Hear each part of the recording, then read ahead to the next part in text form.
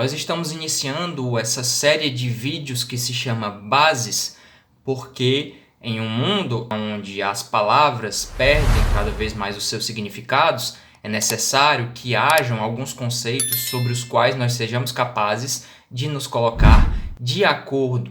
E a riqueza deve ser um desses conceitos. Então, enquanto os maiores vídeos, por exemplo, o vídeo sobre a questão energética na América Latina e no Brasil não saem, eu apresento para vocês o vídeo da primeira edição do quadro Bases do canal. E em um mundo onde as palavras perdem cada vez mais o seu significado, há poucas coisas com as quais nós ainda somos capazes de nos colocar de acordo. Por exemplo, todos preferem viver em um país rico no lugar de viver em um país pobre. Mas, para poder viver em um país rico e trabalhar para que o país se transforme em um país rico, é necessário primeiro saber o que significa ser um país rico. É por isso que nós estamos lançando esse novo quadro do canal que se chama Bases, que é necessário porque as bases dos conceitos são necessárias para que nós possamos colocar no local correto as suas devidas discussões. Mas o que é riqueza? Ora, os economistas liberais ingleses Adam Smith e Davi Ricardo enunciaram no século XVIII que a fonte da riqueza seria a divisão do trabalho, mas nós voltaremos a esse conceito mais tarde. Como assim? Os mercantilistas, antes de Adam Smith e Davi Ricardo, acreditavam que ser rico seria ter ouro e prata acumulados. Só que Davi Ricardo e Adam Smith perceberam que ter dinheiro era muito mais uma consequência do que propriamente uma causa do fato de ser um país rico. Então, o que é que causa a riqueza? O que causa a riqueza é ter condições de produzir coisas úteis. E é óbvio que no capitalismo essas coisas úteis serão mercadorias. O momento em que os economistas liberais, Smith e Ricardo, realizam os seus estudos é propriamente o momento em que a Europa passa do modo de produção das corporações de ofício para o modo de produção da manufatura. Nas corporações de ofício, todos realizam a mesma tarefa, que é a fabricação da mercadoria do princípio ao fim. Por exemplo, se nós imaginarmos uma corporação de ofício na qual o produto são cadeiras de madeira, todos os trabalhadores vão saber receber a madeira bruta, formatar essa madeira de tal forma que ela se transforme em perna, em assento e em encosto para uma futura cadeira, além do que eles saberão montar todos esses acessórios juntos de tal forma que no final do processo produtivo, cada trabalhador tenha produzido uma cadeira sozinho. É óbvio que cada trabalhador não vai produzir somente uma cadeira sozinho.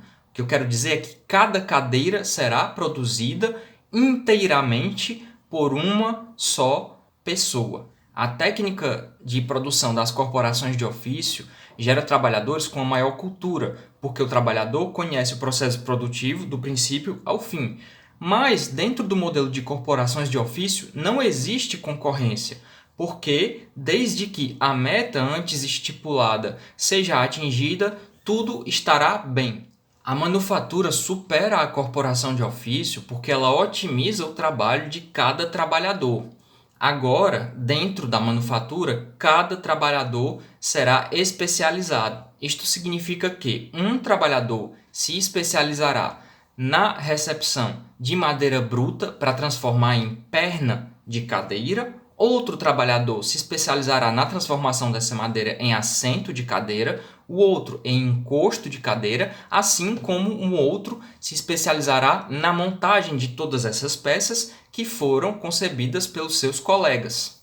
Isso que eu acabei de descrever se chama a divisão do trabalho. Essa forma de produzir limita o conhecimento do operário, mas otimiza a produção na medida em que confina ou limita cada trabalhador a uma atividade específica.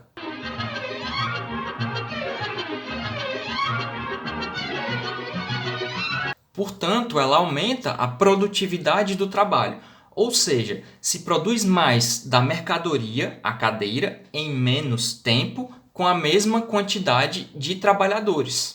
E como tempo é dinheiro, ou mais especificamente falando, o tempo de trabalho de cada um tem que ser remunerado, fica mais barato produzir cadeiras, porque o tempo que levará para que uma cadeira fique pronta, muitas vezes, aplicando essa técnica, cai inclusive pela metade.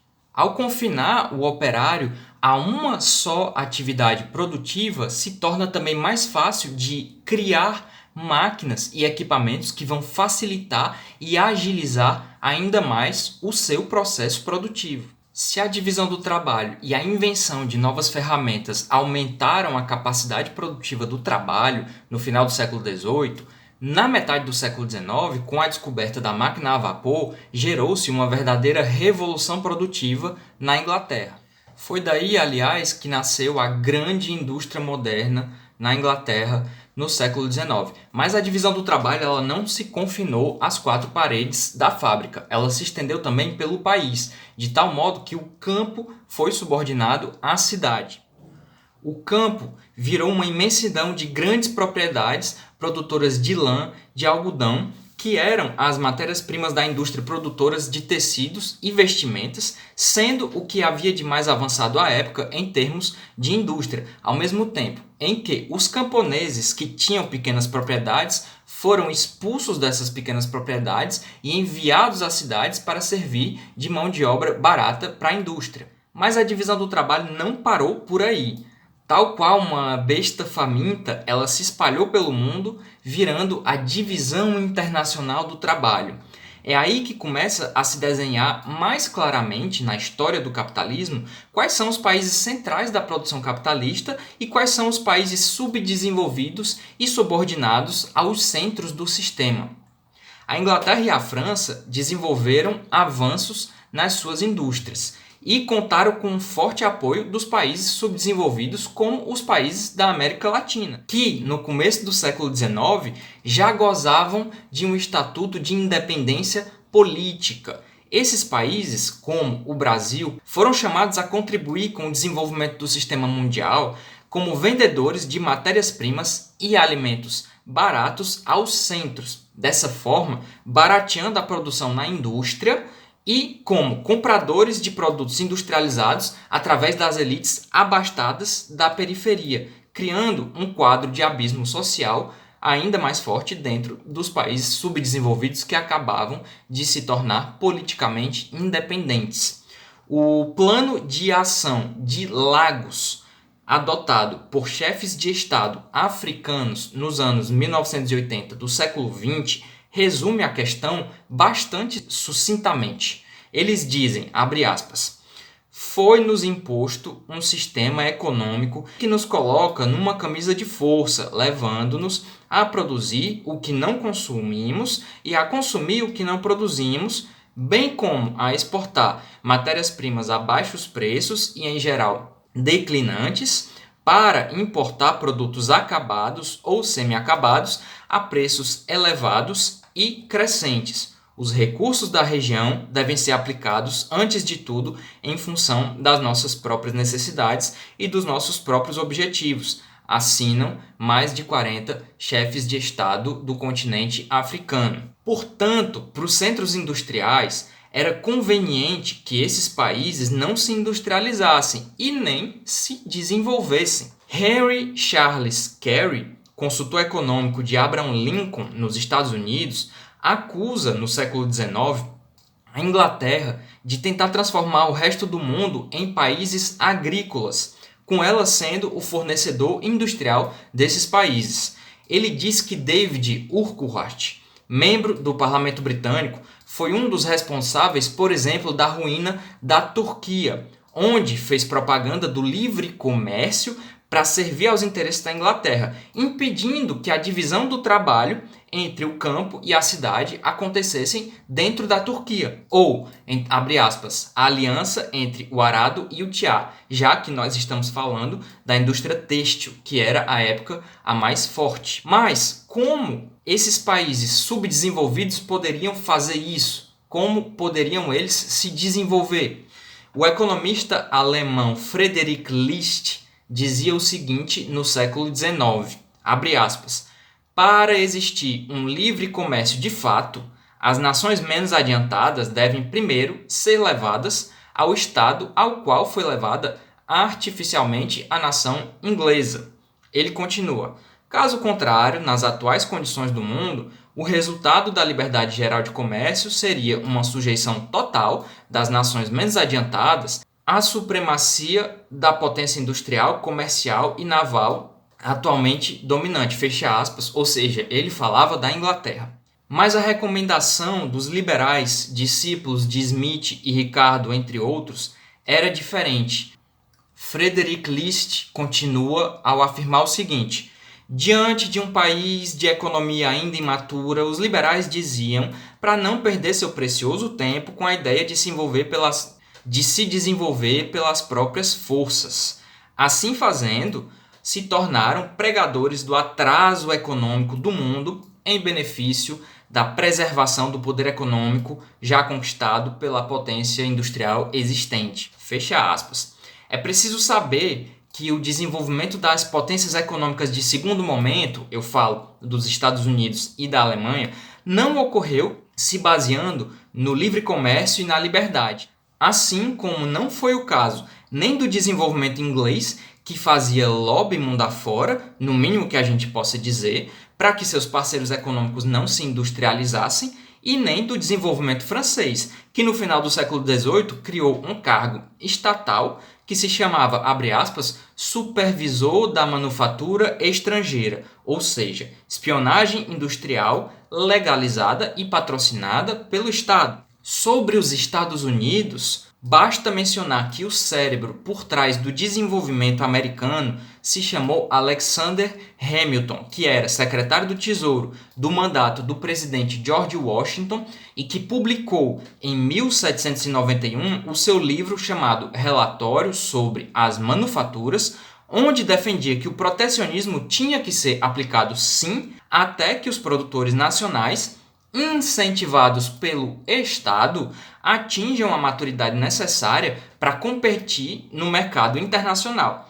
Ele respondia aos críticos do protecionismo que todo aumento de preço de uma mercadoria que está sob proteção no curto prazo se reverteria em uma redução permanente desse preço. Antes de adentrar mais profundamente a questão brasileira, é preciso dizer que, à exceção dos governos de Getúlio Vargas, o protecionismo que se praticou aqui foi, paradoxalmente, um protecionismo de caráter liberal. Mas como assim?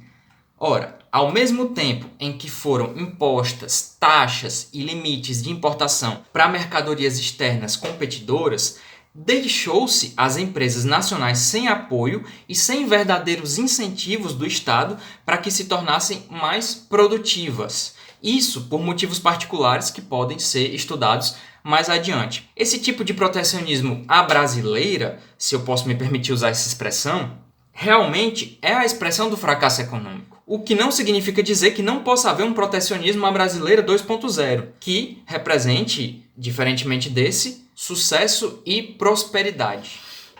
O sociólogo Rui Mauro Marini dizia, abre aspas, não é porque foram cometidos abusos contra as nações não industriais que estas se tornaram economicamente débeis, mas é porque eram débeis que se abusou delas. Fecha aspas. A mensagem que passa Rui Mauro Marini é que, por mais que nos nossos processos econômicos e políticos haja a interferência de potências estrangeiras, há um único jeito de se desenvolver é se voltando para dentro. O Brasil tem os cérebros, o Brasil tem a energia, o Brasil tem a infraestrutura e tem um know-how ou um saber fazer maior do que o que nós possamos imaginar, vide a grande quantidade de cientistas brasileiros brilhando no exterior. De tal modo que uma política de desenvolvimento econômico consiste em imprimir incentivos suficientes para que estes cientistas que fazem sucesso no exterior se sintam impelidos a retornarem e contribuírem com o desenvolvimento do Brasil, que vai passar pelos cientistas, pelos operários e por todo tipo de trabalhadores dispostos a realizar essa grande revolução rumo a um país rico. Agradeço a todos que assistiram este vídeo e que gostaram. Se gostaram, apertem no like. Não hesitem em compartilhar esse vídeo com as pessoas que vocês gostam. Não hesitem em se inscrever no canal, porque isso ajuda demais. Quando você se inscreve, os vídeos desse canal acabam sendo recomendados para mais pessoas. E não hesitem em deixar um comentário com o que vocês quiserem comentar. Se por acaso não souberem o que comentar, comentem Brasil ou simplesmente a bandeira brasileira, ok? Muito obrigado e até uma próxima.